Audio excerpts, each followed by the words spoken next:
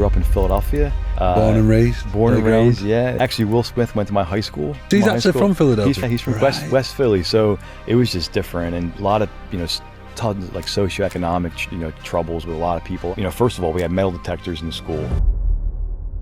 Do you know how much advertisement you've done for us? I think we've done £1 million. I think £1 million of advertising space, yeah. Even now, he's putting stuff up at night sometimes for us on slots when a little bit empty. That, you just don't know which guy's driving around at 3 in the morning debating whether he wants to live anymore, needing that hope, and then just seeing that board. So it's absolutely phenomenal for us. What's one message you just want someone to take away today? I didn't know where our chat would go, but I feel like if I were to pull a theme out, it would be...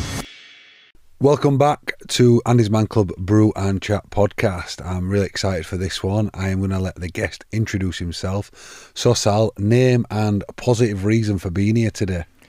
So Sal Viola, positive reason to be here. Well, I'm going to be running the London Marathon for ANDYSMANCLUB as a charity sponsor who finally got me a spot in the marathon after 15 years of trying. So really pumped to do it and pumped to kind of fly the Andy Man's flag. Love that, mate. So we always start this like an Andy's Man Club. So I guess it's just a real simple question. How's your week been? How's my week been? It's been good. It's always a lot to do. I do a lot of traveling in my life, so I'm always going back and forth. So it's nice to kind of be settled in London for the last few days. Did a big training run for the marathon on Sunday. Did the Kingston 16 miler, and I felt good. I was a bit worried about it because I haven't done 16 miles without doing like a small walk, but I finished it without like doing any breaks. Yep. So when you have a good weekend and you go into like a good run and you have the Monday, I felt great on Monday. I felt like I'm unstoppable. So it was good. Bit sore on the Monday, but it's great to start the week. Haven't done that during the weekend, and it's right in line with the training, which is good. And that feeling's class in it. I was saying to you earlier, and for those who are listening, I've also got London Marathon, but my training has probably taken a bit of a back seat. In fact, you know what? It'd probably be good I'm always vulnerable and I'm always willing to open up, but I've had a lot of like health concerns, I guess. So since Mission Impossible last year, obviously did the Ironman, did lots of different running events, and I had it's an area that guys often really struggle to talk about or get help with from doctors, and it's as manhood. And I've just thought, you know what, stuff it, we'll dive into it a little bit. After doing the Ironman, I had severe testicle pain.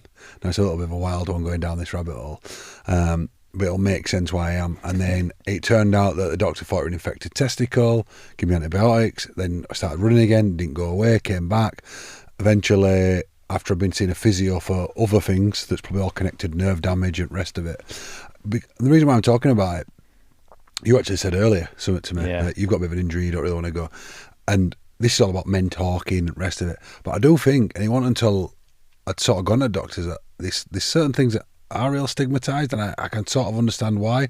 I went to a male doctor, which is probably good that I went to a male doctor, and he has to look at you down there and judgement, and it was quite hard. And I guess you've sort of said about yourself not going to doctors. Yeah. Do you feel that as well? I do feel it. I did this like health MOT earlier in the year where they give you like 190 data points on they take tons of blood. And then from that, of course, there was like follow up, and there's a few kind of things that are elevated, and we got to check that. And everything was fine, but that led to like a lot of, I have to go back. And then there's this one test I have to go to another hospital for. So I think if it was a few years, I'm 42, right? So like if 36, I would be like, that's fine. But now I'm starting to think, okay, maybe I should go. And ton of anxiety on it, because I mean, you start thinking like, am I going to get some bad news? That means I can't do what I love, things that I want to do. And to be honest, like I don't want that, so I kind of avoid it. But don't know if that's the smartest. Don't know if it's so smart to avoid it. But another problem is you think, I have a little niggle because I'm a bit out of shape right now. Yes. So it's because I got a few extra kilos I'm carrying. Once I drop them, my body's going to be back. I'm going to be fine. I'm still believing in that. So yes. I still think that's true, but you gotta get, you put it to the test and you just see how long you can go that way. So. Yeah. And that I guess that's what's happened to me. So like New Year's Eve, our biggest had been, but it didn't necessarily match up to what I were eating. My wife would say I eat a lot anyway, but it didn't match up. But put on like 8-10 kilograms, just every time I ran though, shooting pains, and then just nothing was working. And then I went to a physio and I had to tell him that, listen, I've got I had to tell this lady, I said, listen, I've got problems in my Achilles, problems in my hip, problems in my glutes, my lower back, stuff down there. And she's like, well, that's not great. It might be bigger problems. And touch wood, everything seems to have settled. I've still got to go out and run though, is the problem. Yeah. So back to what we're getting at is how's your week been, is guys, get checked if you're a bit worried about something, because it could end up being more positive. And if it isn't positive, at least you can go then and get the help that you might need. I've been having chaos with house renovations, moving out of my other house. We're currently got 3 kids, a dog, and my wife. We're all barraged in my dad's house, so we've moved back in with dad, and stepmom house is getting renovated. So God. It's been really positive chaos. It's been real fun. So my week in a nutshell, I'd say, is chaotic. So that'd be mine. But I guess what I always like to think about is, in anything in life, is like at Andy's Man Club, we always got to the next question, which is, what's been like a real standout positive, I guess, this week? And if you want to dive further into the year, I guess, but what's been a real positive from this week for you? Real positive for the week. I think this is like not the deepest thing, but I had a Garmin watch that I had for 7 years and it broke 2 weeks ago. Yep. And I finally got a new one. And I mean, that's like, it's not the deepest thing, but like you become attached to things, and you also get used to like the way you do your life, right? Yep. Like you like just looking down, like I don't have it now, but like being able to have that, my sleep coach, the old body battery, all these things that you kind of somehow rely on. That's a small thing, but it's like sometimes small things can become big things, right? So like getting that sorted out was pretty good. Yeah, I mean, I go back to, I felt good. I had a little self-doubt about my readiness to do the marathon. I mean, I've done a few marathons before. Like, I feel like I can do it. I can just kind of mentally get myself around, even if I don't do a PB or anything like that. But that's self-doubt creeps and creeps and creeps until you kill it. Yes. And I think it was good on Sunday to like just prove that, okay, I'm going to be able to get through this thing and be all right. And I had a little niggles here and there, and I didn't feel them on Sunday. So like I've gotten through it. So that was probably one of the better things. And just feeling like a bit more confidence going into the next. Also, you get all this self-doubt. I'm 42. Like, should I be running marathons? I've been running with a running guy for the last, one of these guys I work with, a guy called Dave. We've done 7 marathons together. He's 50. I can't remember. Sorry, Dave, if you're listening. I don't remember how old you are, 52 or so. Yep. He stopped. He's done, So it's a bit of self-doubt of like, why am I still trying to do these things? Like, what am I trying to prove? But it was good to sort of say, okay, well, I can still do it. Yeah, I still got that. You're still able to do it. So that was good. It's interesting about a Garmin, because I've got my Garmin on. Yeah, you got the one that I bought. Yeah, and there's no Garmin plug or sponsorship on it. Yes, but anyone who don't understand running won't understand Garmin. And it's not about the Garmin itself. It's about sort of that data in it. And I know now when I do my morning report every morning. Pops up. Yep. How's your sleep been? How much deep? How much REM? And I think as much as sometimes we can get over obsessed with data, I think sometimes it's a good marker just to see, like, where's my resting heart rate at? Am I well? Especially on days you're not feeling well. So I'd left this at my old house by accident on charge over there, and I felt a little bit naked. Yeah, exactly. But I'm like, whoa. It's weird. I know. Yeah, so. Yeah, good for Garmin. They're doing all right. Yeah. Yeah. So to your point there, I don't think it were a non-deep one. I think it's actually, we've sort of become driven a lot by data as humans, haven't we? But there was something you said then, I wanted to just pick up on it with you, because, and it's something we can dive into a little bit, is you don't know why you still doing the marathons if you're too old or not. 42 is no age for running. I just saw someone the other day do an Ironman. I think they were the oldest person, 82. Yeah, still banging that. Of course they are. So in statistically, you're not even middle age yet, or you're just going into middle age. Yeah. So why are you doing the marathon though? Yeah, I think I love that I'm able to test to be able to look at the 8-year-old me, 8 years ago me versus now, and I can track all that. So, one of the things is like, okay, well, I know the times I've done them, and I know, how I've felt after, and it's nice. It's a nice barometer to check, because you have some history of doing the same exact thing. So it's the same exact event I've done now for the last several years. Like, do I still stack up to the 2015 me? So that's part of it. The second is like, I've gotten used to having a goal every year. Yep. And I don't know what new goal to give myself except for, I mean, marathons become the one I've like, it's got, you have a routine, like you pick a day, you then have the training program. It becomes like a ritual. You then know how your body behaves during the training. You feel great during that. and then you go into the summer having done it, and then you plan the next one. And I've gotten used to that rhythm. Yep. And that kind of, and I'm not a routine guy. I have horrible routines. Like I need to work on my routines, but that's the one thing that like gives me a bit of discipline. Yeah. So I think that's why I'm doing it. If somebody turned around and said, hey, there's something else you might like, that's a little different, you know, I might look at that too. I mean, I've done a high rocks, I've done one. And I don't know if that was 100% for me, but, I got a bit intimidated, to be honest. Everyone had their shirt off, and I was like, "Oh, what the hell am I? Yeah. I'm like some like dad here. What the hell am I doing?" But it was cool. It was cool. But the shirts off thing was like, okay, this is what this is. All right. Yeah, I did it with my 16-year. I've done a couple now, but I did it with my 16-year-old son, who does look like the rest of them. Yeah. Okay. And he has an 8-pack, and Dad done. So that were a bit of a mad one. So that were I get exactly what you're saying there. Yeah, it's cool though. The concept of it's cool, but yeah. And we went and did it out where you did it. You did it out in Stockholm. In Stockholm, yeah. Which is a phenomenal city. Yeah. Great place. We did it out there. I just wanted to say then, so I was thinking while you were talking about, obviously I've had these injuries. We're getting 7 weeks out. I've done very little training.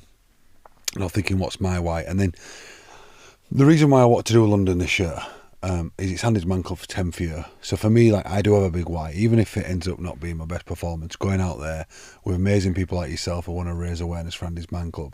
It's just now coming down on this trip especially, I think, has just reminded me why. And I just want to say, you know, thanks for doing it for ANDYSMANCLUB.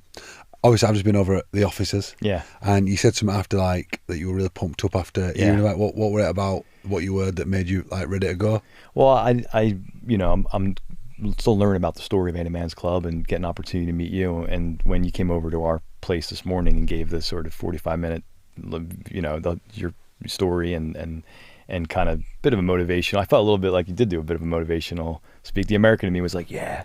I felt like I've been training on my own for this thing. Yep. So this is the first moment where I was like, that guy's going to be in the race with me. Yes. And that was cool because I was like, okay, if I kind of have a bit of a community to do this with, it just pumps you up a bit more. And then hearing the story and then hearing the reasons why, and then knowing that I'll wear the shirt, you know, and there'll be a group of us there. It's like a community thing. And even the training, I've been doing the trainings by myself. I've been running in Stockholm. I've been in Stockholm a lot, and it's been a bit icy, so I've been running on treadmill 2 hours in like a boring gym with a white wall in front of me. It kind of reminded me this morning of like, A, this is an awesome cause. B, there's going to be a community of us doing it, and we kind of have a shared experience. And I think all that stuff is like what is, you know, going back to your previous question, like why are you doing it? Well, that is why, but sometimes you forget until you hear it again. So yeah. And I think the whole analogy there is a great one for any man or woman out there who is taking on any challenge, which could be overcoming addiction, it could be overcoming your mental health struggles, financial struggles, building a business, a career, parenthood, is that there's a lot that you've got to do alone. There is. But actually, when you do become part of a community and a shared experience with people, it's what makes the journey so much easier. And I think why ANDYSMANCLUB works for a lot of people is you often go on a journey of self-discovery, a journey of recovery with other people with a shared purpose. And I think that's why it works. I think when you get to learn someone else's story and you get to navigate through that with them, and it got me thinking that people are going to be listening to this, our accents are completely different. Yeah. We're going to be doing a shared journey together with London Marathon. But who is Sal, I guess? Like, who is Sal? Because clearly it's not a northern accent where I'm from, and it's definitely not a southern accent from this country. So tell people a little bit about like where you're from. And yeah, sure. So I'm an American guy, grew up in Philadelphia. Born and raised? Born and raised, yeah, there it is, the Will Smith. Actually, Will Smith went to my high school. Did he actually? Yeah, he went so to he's my high actually school. from Philadelphia? He's from Philly, yeah. He's from West Philly. So I grew up in South Philadelphia, which is like this little corner of the city that is a very Italian-American part of the city. So my name is like Salvatore Viola. I have a very Italian-American background. Yep. If you've seen like, you know, My Cousin Vinny or Goodfellas or any of this, all like that's kind of my family a little bit, which sounds super cheap, but it kind of is. It's like those films are like really made to life. So I grew up in this community there and spent 26 years of my life there. Came over to London, went back to school. Yeah, the neighborhood was a little rough in Philly, I have to say. And Will Smith's from a rougher part.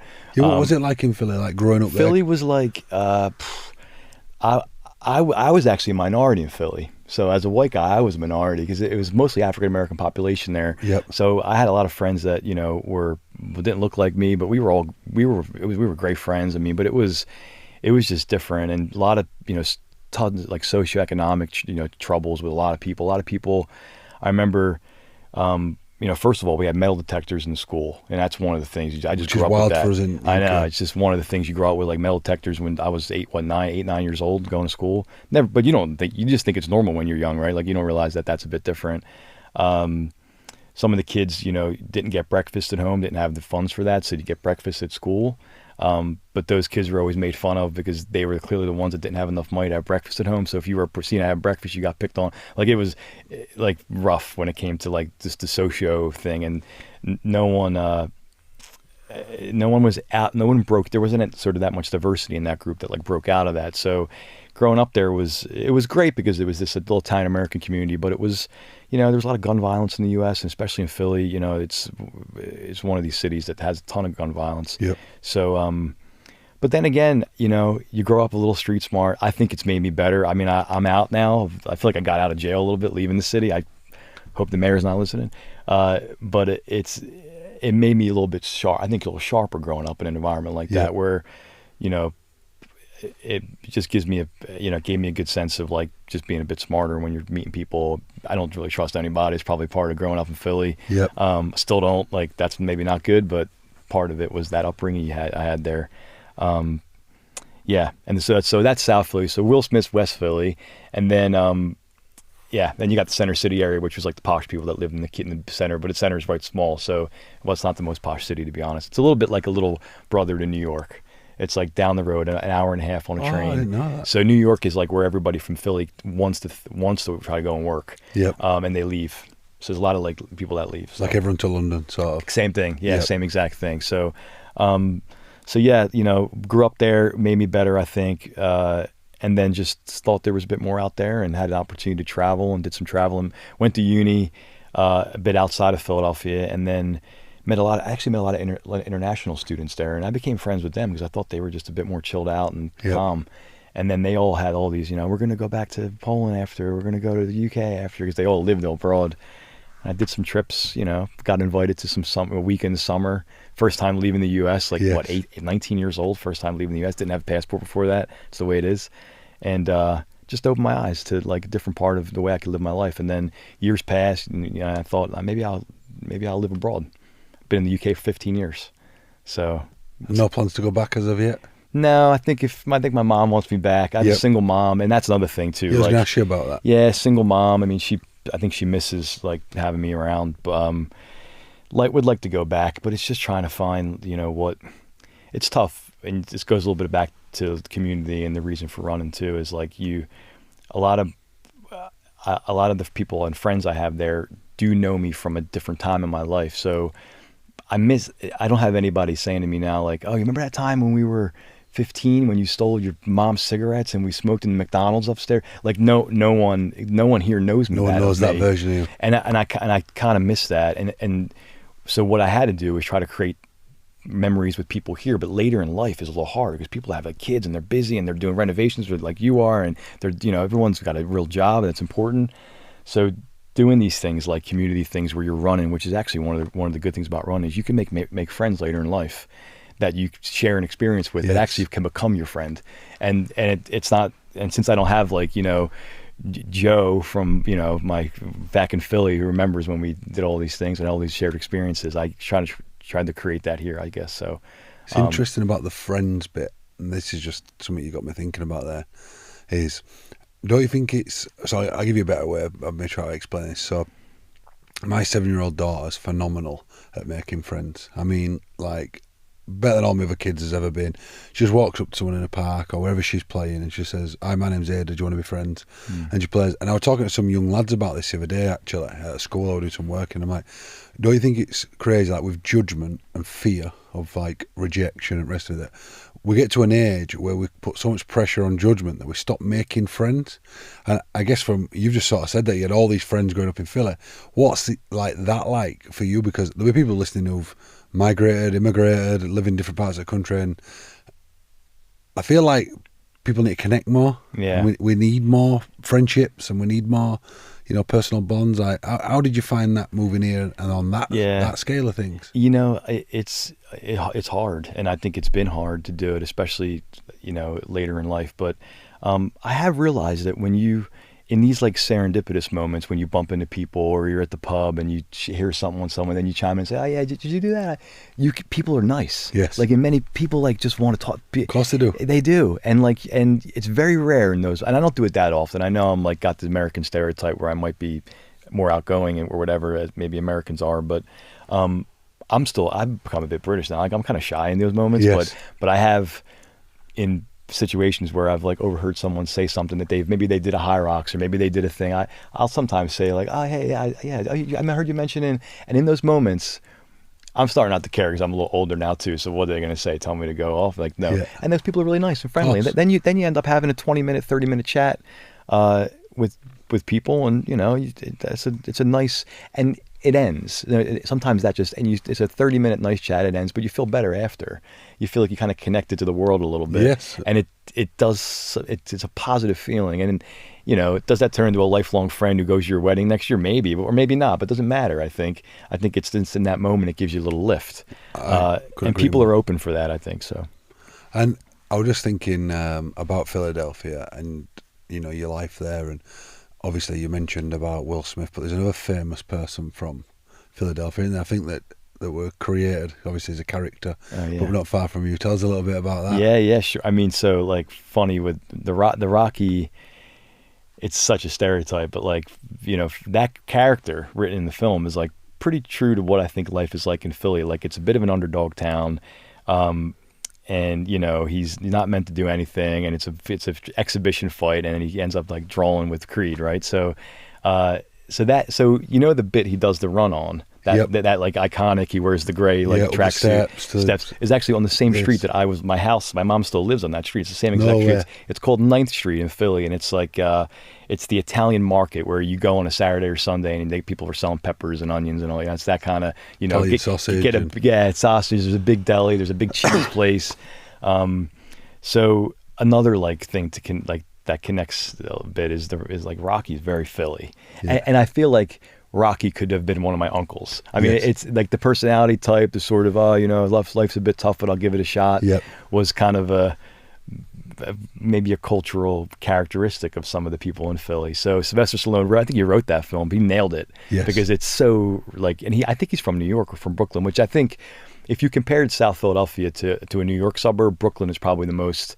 Brooklyn has this Italian-American culture, and South Philly is probably the Brooklyn of Philly. Yes. Or the Philadelphia Brooklyn's version of what New York would be. So the Rocky film is kind of a funny. And I've like seen it a few times, and for me as a Philly guy, it's a bit of a stereotype. I don't know what the equivalent would be in the UK watching up. No, we'd watch Rocky. You watch? Yeah, growing up. Wanted to be a rugby player. I needed some motivation, feeling like an underdog myself from my background and wanting to achieve something, that whole Rocky story. But I guess you've got a bit of a Rocky story yourself, because like you've got a great career now. Where did your Rocky moment start? So like, where did your career start here? Because obviously you're in a great position now, and I do want to talk about the company, because the company have been phenomenal with our charity and ANDYSMANCLUB. But tell me on your career journey there, like your Rocky story, your underdog story.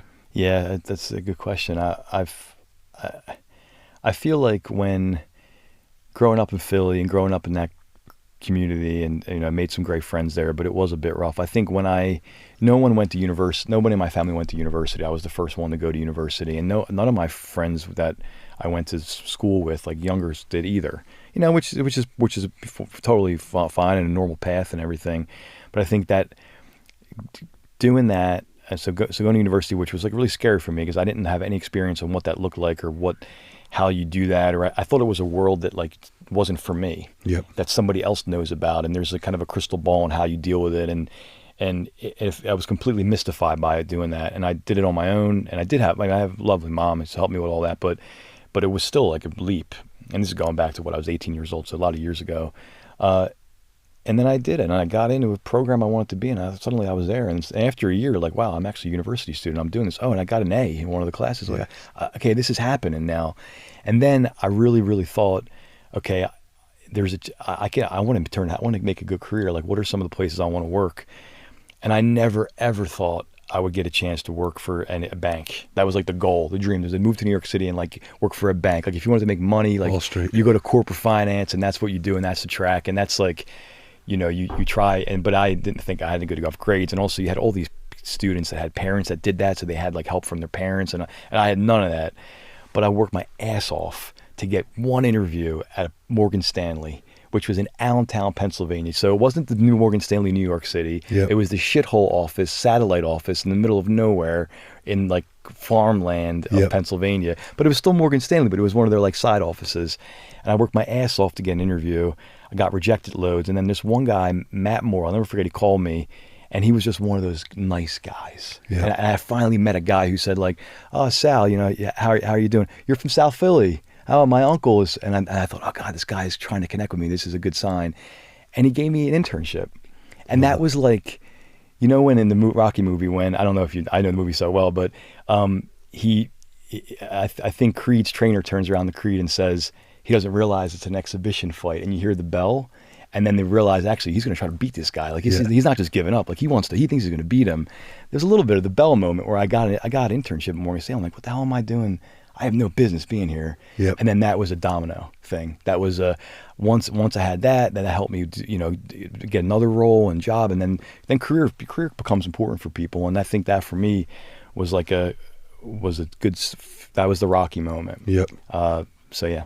And then where are you at now? Tell people like sort of like what you've gone from Morgan Stanley in Pennsylvania. Yeah, Morgan Stanley, Pennsylvania. I did that for a few years, and then I wanted to leave the U.S. because I felt like there's so much out there. I did a lot of mountaineering, and I went to Patagonia for a few months and did like a sea kayaking and mountaineering thing. I did a lot of months in Utah, and I was always into like outdoor. I thought I was going to be actually an outdoor guide. I wanted to like guide people in wilderness training programs. Like, that's what I wanted. I wanted to work for a company called Outward Bound.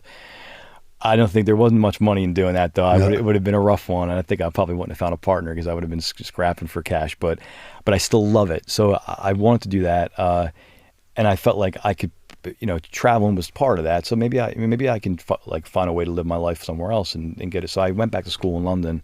I did a master's here after Morgan Stanley and after some of the roles in the U.S. And I couldn't find a job in London. Like, just first of all, I saved up $10,000 for my first year in London, and I think I spent that on rent like in the first 3 months. I was broke. Yeah. So it was a really hard year. And I thought, London, like, who lives in London? Like, it's the most expensive place in the world. This is a bit shit. I was also kind of like dirty and a bit grimy. Like, what am I doing here? But then so I was ready to go back because I just wasn't getting a job here. I spent way too much money. I thought it was the wrong decision. But then I found a role at a company called Clear Channel. They gave me like a 3-month internship. And I thought, I'll do this for 3 months. Well, they're an American company. Like, they were an American company. And I heard about them before because I was American. I thought, I'll give them a shot. And they hired me for 3 months. And I've been there for 15 years after this. They gave me a full-time role after the project, and then I stayed on. So now we're called Bauer Media Outdoor, because we were recently acquired by Bauer Media Group, which is a bigger group that's audio, publishing, and now they bought Clear Channel. So now we're kind of named something different, but the same company. So for people who don't know what Clear Channel is, because Clear Channel initially, now the Bauer Media Outdoors, have been phenomenal with our charity. So tell people what they actually do. Yeah, so really simply, we put ads up in the street that you see, like billboards, and when you wait for a bus and you see an ad, we're the ones that actually break the ground, pour the concrete, run the Ethernet, do all the lighting and build the actual shelters so people have the infrastructure in the councils, and then as a return, we have an opportunity to put ads up there. Yes. So it's actually a pretty cool business because we're doing this public good by putting infrastructure on the street that people need, and then the advertising funds the infrastructure. So it's kind of a payback model, and that's the business. So and that's what they do in the Clear Channel did for ages, and that's still what we do. But now we're just under a different name. And I'm not sure if you know. I imagine what you guys have done for AMC in terms of advertisement. Do you know how much advertisement you've done for us? I think we've done 1 million. I think 1 million pounds of advertising space. Yeah. So we have space in malls. We have space on the streets, like just in local councils. We got a lot of billboards in the country. So we're mostly in those environments that you'll see on the street. Yeah, we've done 1 million, I think, with you guys. Which is just phenomenal. Yeah. And I know the amount of people that have sent me photos when they've seen one of the billboards, the digital billboards, and they've said, wow, you guys are everywhere. And I know we've become a charity partner of yours, and, you know, there's lots of other scope that we're going to try to do together, but I just think, you know, what a massive appreciation we've all got at our charity, because that's what we are, a charity, to be able to reach that many men. Because probably when we talk about the why, you know, you guys might not even know how impactful something like that is. To you guys it might be, oh, we're just filling some space. To us, the amount of guys who stood at that bus stop, driving through that town or that city, you know, going through that drive-through or wherever that board may be, and seeing that, and I'm questioning, I wonder what that is. You know, when it says, have you been through a storm? And like, I'm going through a storm now. To see that billboard at a time in their life where they probably need it. You know, I know even now, he's putting stuff up at night sometimes for us on slots when a little bit empty. You know, that, you just don't know which guy's driving around at 3 a.m, debating whether he wants to live anymore, needing that hope, and then just seeing that board. So it's absolutely phenomenal for us, you know, and I think the more that we can continue to do together on that front, the more guys we can continue to help. And I guess something we definitely share in common is our love for being parents and being fathers, and that's what Andy's Man Club wants. He wants dads to be able to go home with the kids and be good dads, and stay around so those kids aren't growing up fatherless. And I guess as a why for what you're running for, it's for your son, right? You know, ultimately it's to show him that he can do what's possible, and that's what we try to do at Andy's Man Club. We try to give people hope. And I think what you guys are doing at Bauer Media Outdoors is giving us a platform to reach so many more men, and we are genuinely indebted. And I hope you can give us another million. Yeah. Well, hey, listen. Of advertisement. Now we're a radio. Now we're part of a radio business, which for me, radio feels like show business. Even being in this room with the mic and the cool lights, like I think, you know, now we're actually part of a company that has studios and, you know, is based right in London. So. Hopefully we can definitely do a bit more with you guys, and I think it's an awesome charity, and it's nice that you said all that stuff. But you know, I think it's a good media to put it on too, because I think the one thing about the media that's cool is you can't skip it or scroll past it. Like, it's there, and you see it, and I think it builds like trust when you see something outside that other people are seeing. It's kind of a shared experience that you know, it's not just on your phone or just on your YouTube feed. You know, it's really something that is like visible to everyone, so it makes it more real in a way. And that's one of the things we talk about when we talk about outdoor. It's called outdoor advertising. That's the media, is like the unskippability and the trust around. Everyone just saw that, so it kind of has a community feeling around what you've just seen. And I think that's, you know, hopefully it does that for, you know, for Andy Men's Club too. I think it definitely has. I think another thing I wanted to dive back into is London Marathon, because you've done something pretty cool. You've utilised one of your connections. So anyone who's doing London Marathon for us and supporting us, we've got a bit of an after party, haven't we? Yeah, yes, tell people about it, because I like the story you told me about. It's going to be great. I mean, so back to the Philly thing. So there's a guy I met, a guy called JP, great guy from the Philadelphia area, and he started I think he started some food trucks that did Philly cheesesteaks, which is like the most iconic food export from Philadelphia, which is not the healthiest thing, so you don't want to eat too many of them before the training. But it's a long roll, you know, thinly sliced sirloin steak, fried onions, some cheese in there, and it's like kind of just nice. It's maybe a bit hangover food, but to be fair, you can have it whatever. So he started a food truck, really successful, and then he's opened up a bunch of venues around London. And we got access to the Waterloo venue, which is a huge space under one of the tunnels right when you get off the train. And it's a sports bar, but it's a Philly themed sports bar. So it's got all the, I think there's probably a Rocky thing where he's got his hands up in front of the art museum. Like, it's got a lot of that iconic imagery in there. And we're going to have that whole space for the after party. So it's going to be, and we also got a DJ from Bauer Audio. I don't know who they are yet. I think maybe Cheryl will know, but it's going to be a party, and we're going to actually have a proper party, I think, after the marathon. So it should be good. And how cool is that we're going to all do London Marathon together, and then rather it just being cross that finish line and go home, we're all going to get all the community back together, shared experience, whether you finish it in sub 3 hours or post 6 hours, we're all going to be together. We're going to be holding us medals proud, knowing that we've all just done it for a great cause.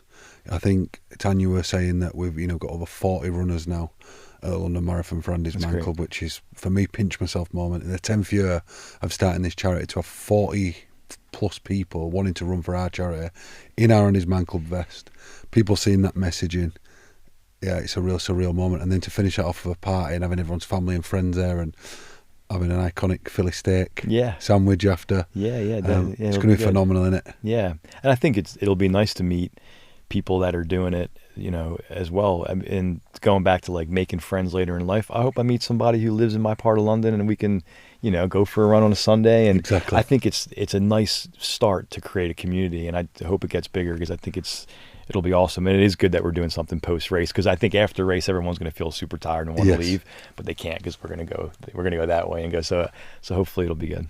Why did you get into running?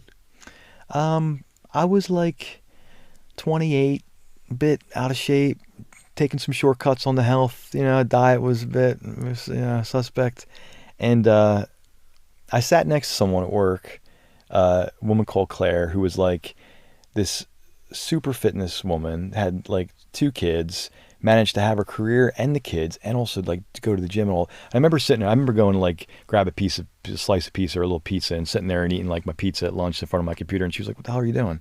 Like we're all gonna go to the gym." I'm not going to the gym. "But you have a membership." "Yeah, but I am busy." So she really pulled me and like almost made me feel a little guilty of like sitting there with my cheese slice and my pepperoni, my Diet Coke. And she kind of pushed me a little bit in like a really kind of cool, like sistery way. And she got me into the gym and doing some stuff. And then I realized, God, I can drop some pounds if I run. Like I'm like the weight's melting off of me as I'm at that hour point when you start getting to like the running 45 minutes an hour and you start really, 6, 7, 8 miles. After a few months of that, I was like, God, I'm really changing the way I look. I started feeling great about myself. And I thought running with strength training was a good combo. Yep. And so she was forcing me to do the gym stuff. Claire, thank you, Claire. If you'll hear this, she'll probably smile. But then the running was happening too. And then I got into it, and then I started getting the watch and tracking it and doing PBs. And I did a park run. And I was like, oh my God, I could do this. So it was that, and it was being in Stockholm. I never saw a marathon live, but I happened to be in Stockholm, and I saw the end of the Stockholm Marathon. It's probably like 2010, and my picture of a marathon was like people who are fit, like can do it, like perfect training, like really. And I saw a guy who I think had like something wrong with his back, and he was like kind of hobbling over. He's probably doing it in 6 or 7 hours, but I thought I didn't realize people that have some kind of physical disability actually do a marathon. Like this is the most inspiring thing I've ever seen. I can do this then. It made me think like if somebody has a physical disability can do it, of course then I can. I never thought I could do it. So then that was also an eye opener that like, yeah, you can give it a go. You can do it. So. And that's what we tried showing people all last year about Mission Possible, What's Your Possible is a ceiling that you probably put yourself on and you've done that. You've thought, oh, I don't know if I'd better do that. And then boom, broke through that. And now done 7 and now going to take on London Marathon Buzz, which is phenomenal. At ANDYSMANCLUB, we always have a question 4 and a question 5. So question 4 a bit more reflective, question 5 a bit of fun. So the last guest asked you your question 4 and 5, then I'll get you to do it for the next guest. So the question 4 this week is, what is something away from work that you do that makes you happy and why? Away from work. Let's think. Besides all the fitness stuff, because I think we kind of covered that. I coach my son's basketball team, and I love it. It's like it's the combination of all those things where I'm not only very involved in his world and his life and what he likes. It's also a great way, he's 13, for him not to be embarrassed that I'm there because I have a purpose. Because otherwise, I think it'd be a bit cringe if I was just hanging out with him. It makes me happy. Almost every other weekend or every weekend I'm at the games and on the bench screaming and yelling at the whole team and him too, which is a bit funny because you gotta manage a whole other team and him. I can't be like the dad who's coaching the kid in the team because then you become a jerk. That's a bad look. So I have to always manage that. But yeah, that's one of them. I love that one. Yeah. And question 5 is a bit of fun, but it's a great one. This Indian or Chinese takeaway, which one, and what's your order? Chinese takeaway 1, Indian 2. And what are you going for? What's your order of the Chinese then? It's like the worst stuff. So it's probably like sweet and sour chicken with like white rice. Maybe the spare ribs is a starter. Maybe some veg, but like that's just because. Yeah. just to feel a bit better. But so if you could come up with a question 4, so it's always got to be an and why, And a quick fire question, fire bit of fun. What do you want to ask the next guest? Okay, so I think the fun. Can I start with the fun one? Yeah. I think the fun one would be like, what's the last time? I've been talking about like going to a club recently. Oh, yeah. I can't remember the last time I went to a club. So like, when was the last time you actually went to a club, and did you do it at this like later part of your life? I don't know how old your next guest is. Yeah, but, perfect. So quick fire question 5 is, when was the last time you went to like a nightclub? Nightclub, And tell us about that. I love that. Tell us about that, yeah. And a reflective question 4 question. A reflective question 4 question. I find it sometimes tricky to wind down at night, and I do wonder how people, what do you think about when you are like trying to wind yourself down and like sleep, and I think that's like, as you have all these things running through your head, and I know sometimes I'm sitting in bed at night like thinking about the next day and thinking about everything that happened today, and the nighttime, as you mentioned this morning, is those moments when you're like thinking the most about it. How do you what do you think about, and how do you navigate through, to kind of calm yourself? So what are some of your mechanics or mechanisms to calm yourself if you, when you're kind of in rest? I love that. So you could rephrase that, but the theme of that, I think you get. So how or what do you think about when you really try to wind down or get to sleep, and why? Yeah. I like that. So just to finish, it's quite funny doing this with you. Actually, I always think of like, what's one last message you want to give? And I was going to say, if you could put it on a billboard, which you can, because you happen to have thousands of billboards, what's one message you just want someone to take away today? Well, I didn't know where our chat would go, but I feel like if I were to pull a theme out, it would be, and from what I've heard myself say as I'm talking, is like you got some beliefs about the way things are. And sometimes that can become a limiting belief on what you end up deciding to put yourself through and do. And there's a few examples of things I've told you about me that I haven't, after talking to you about, I haven't even thought about for a long time, like Philly and all these things we're talking about. So I guess the one the one thing I'm thinking about is like, try to tear them down, because I don't think there's things I wouldn't have done that were actually really good for me, that if I didn't have these expectations about what it would be like to run, or what it would be like to move, or to go to university and all these things, I had these lofty things about what that would be. And they might sound really simple for some people that have done them all, but when you haven't done it, it's a bit scary. And they weren't real. Like, They weren't real at all. They were completely in my head. And they kill them and get rid of those things, because I think they are like these limiting beliefs that can really kind of paralyze you from doing stuff and like living like your best life. So love that, mate. Break through those imaginary jail ceilings that we put on ourselves, those bars. Quality, mate. It's been absolutely class meeting you today, having you on the podcast. I know you said it were nervous to start with, but it's been absolutely class, genuinely. I've loved having you on, and I'm really, really excited to share the tarmac with you in around 7 weeks. Yeah. Oh. And more importantly, I'm excited to share a Philly state. Yes. It's going to be class. Sal, class, mate. Really appreciate you coming out today. And see you in London Marathon.